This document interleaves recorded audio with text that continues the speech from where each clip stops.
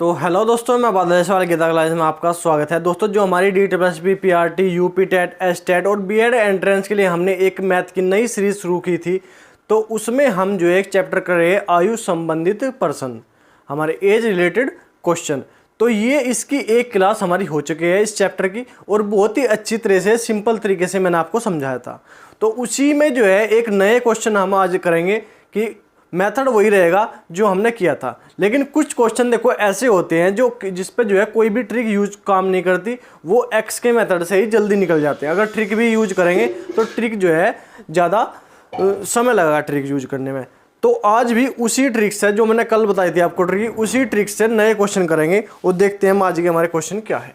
तो question number 6 है हमारा, 6 वर्ष पूर्व सुशील की आयु सनेल की आयु से तिगुनी थी।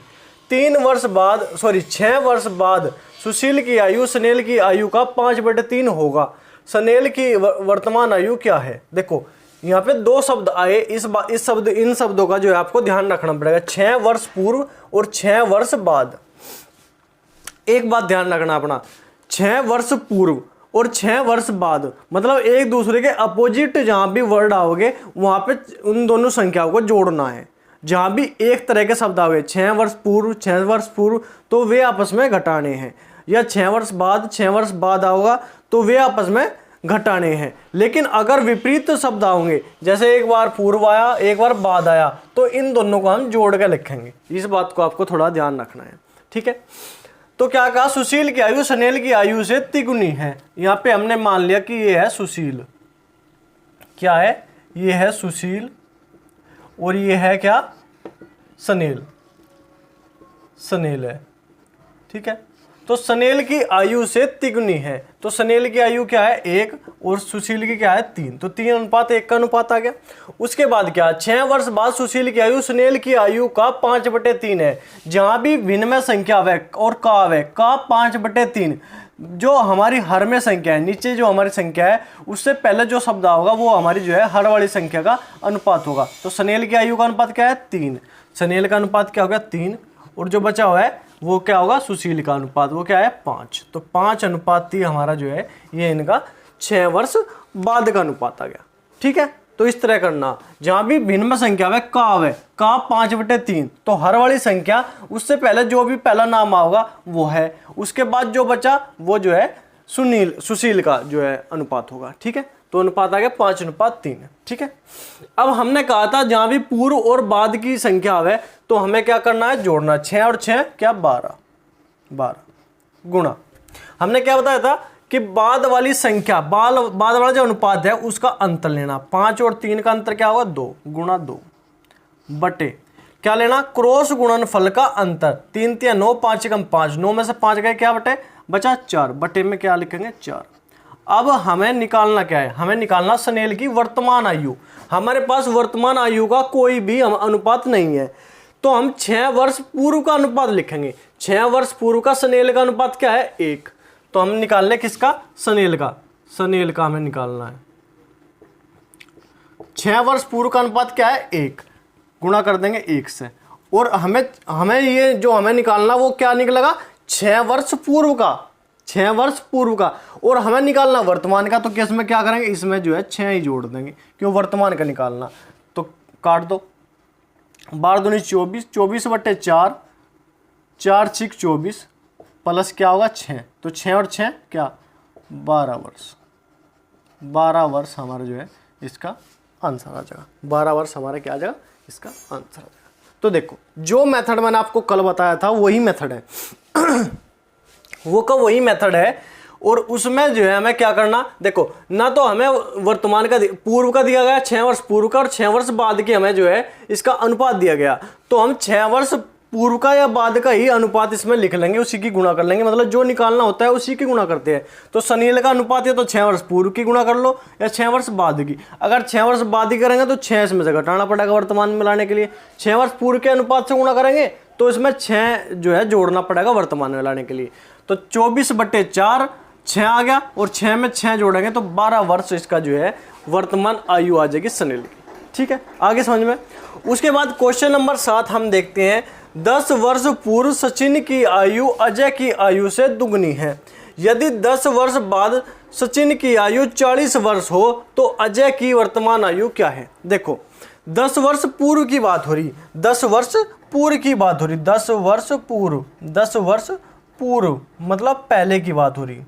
ठीक है, अनुपात क्या होता है, एक अजय है और एक सचिन है, एक सचिन है, सचिन, और एक क्या है, अजय, एक है अजय।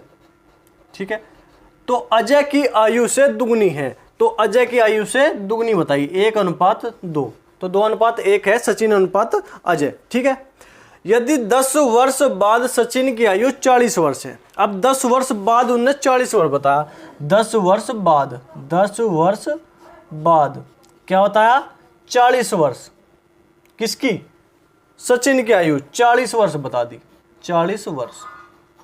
ठीक है, 10 वर्ष पूर्व, 10 वर्ष बाद। अब देखो अगर इसे वर्तमान में लाओगे हम, अगर इसे वर्तमान में लाओगे तो कितना होगा, 10 वर्ष बाद की बात है, 10 वर्ष बाद हमारा जो है, अगर मेरी उम्र 40 वर्ष है तो 10 वर्ष वर्तमान में क्या होगी, तो 10 घटा देंगे इसमें तो क्या होगा, 30 वर्ष, वर्तमान में क्या आ जाएगी, 30 वर्ष, और 10 वर्ष पहले क्या होगी, 20 वर्ष, तो यहाँ पे क्या आ जाएगी, 20 वर्ष। तो 2 का मतलब क्या है, 20, तो 1 का मतलब क्या होगा, यहाँ पे 10, यहाँ पे आ जाएगी आयु क्या आ गई, 10 वर्ष पूर्व की 10 वर्ष।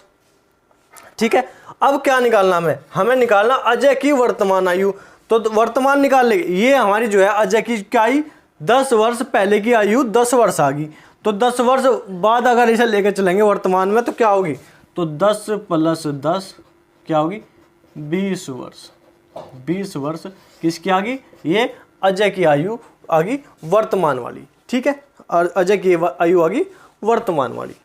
हमें जो है जो दिया गया है, सचिन की आयु दी गई है और 10 वर्ष बाद की दी गई है, 10 वर्ष बाद की, अगर सचिन को वर्तमान में लावे 10 वर्ष बाद तो उसकी 40 होगी, और सचिन की वर्तमान की आयु क्या होगी, 10 उसमें से घटाने पड़ेंगे, और 10 उसमें से घटाओगे तो 30 आ जाएगा। अब 10 वर्ष पहले पूछे तो 10 और घटा दो, 10 वर्ष पहले क्या आ गया, 20 आ गया। अब इनका अनुपात क्या है, 2:1, मतलब ये 20 है तो क्या होगा, 10 होगा, 10 होगा, और 10 में अगर 10 वर्ष पूर्व 10 है तो वर्तमान में लाने के लिए उसमें 10 जोड़ना पड़ेगा, तो 10 और 10 20 वर्ष। ठीक है, तो ये इसके क्वेश्चन है, सिंपल क्वेश्चन है, थोड़ा सा आपको जो है इस पर ध्यान रखना है। अब क्वेश्चन नंबर 8 हम देखेंगे, 5 वर्ष पूर्व मोहन की आयु उसके पुत्र की आयु की तिगुनी है, 5 वर्ष पूर्व तथा 10 वर्ष बाद मोहन की आयु उसके पुत्र की आयु से दुगनी होगी, तो मोहन की वर्तमान आयु हमें बतानी है। तो 5 वर्ष पूर्व की बात हुई, एक बार आया पूर्व और एक बार आया क्या, 10 वर्ष बाद, एक बार पूर्व आया और एक बार बाद आया, कि आयु क्या है मोहन की, ये मोहन है और ये उसका पुत्र है, मोहन और उसके पुत्र की आयु उसकी तिगुनी है, पुत्र की आयु की तिगुनी। ठीक है, अब 10 वर्ष बाद उसके पुत्र और मोहन की आयु क्या है, पुत्र की आयु से दुगनी है, पुत्र की आयु से क्या है, दुगनी है।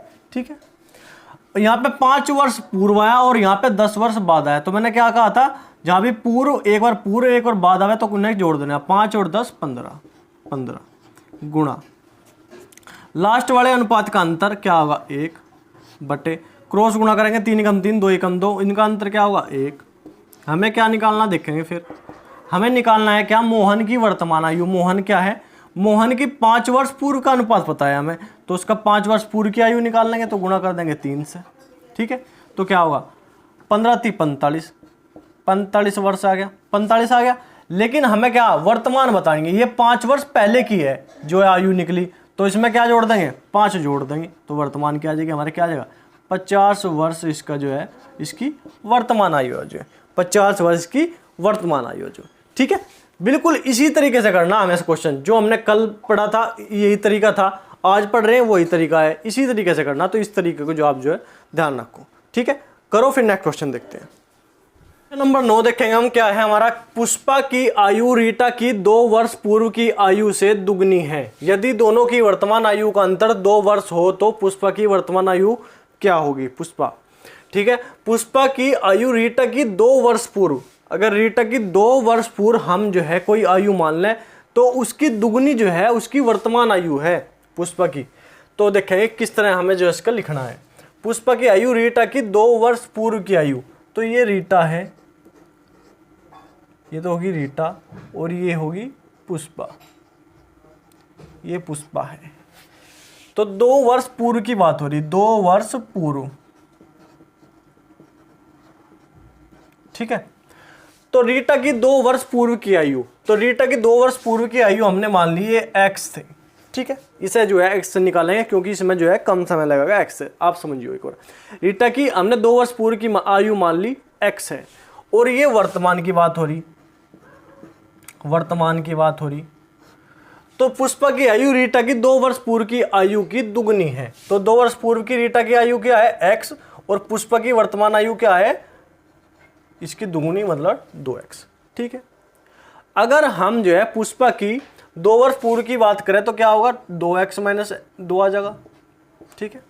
और अगर रीटा की वर्तमान की आयु की बात करें तो क्या हो जाएगा, x प्लस 2 आ जाएगा, ठीक है, क्योंकि ये 2 वर्ष पहले की आयु है इसकी x की। अब उसने कहा कि जो उनकी वर्तमान आयु है, दोनों की वर्तमान आयु का अंतर जो है 2 वर्ष है, ठीक है।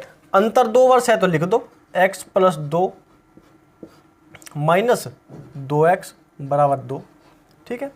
तो x माइनस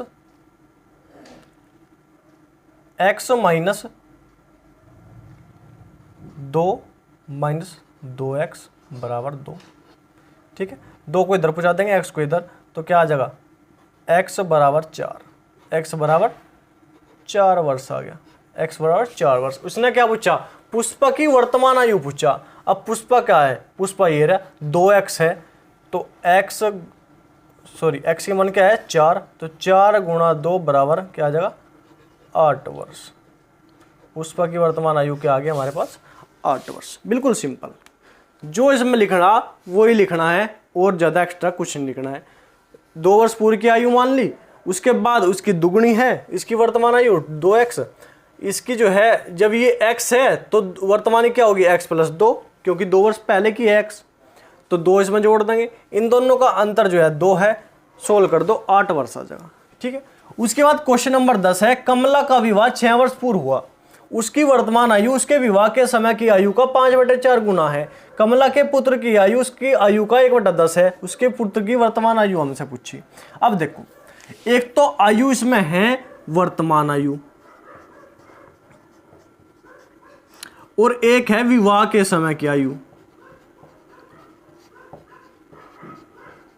विवाह के समय की आयु, ठीक है। 2 आयु इसमें दी गई है।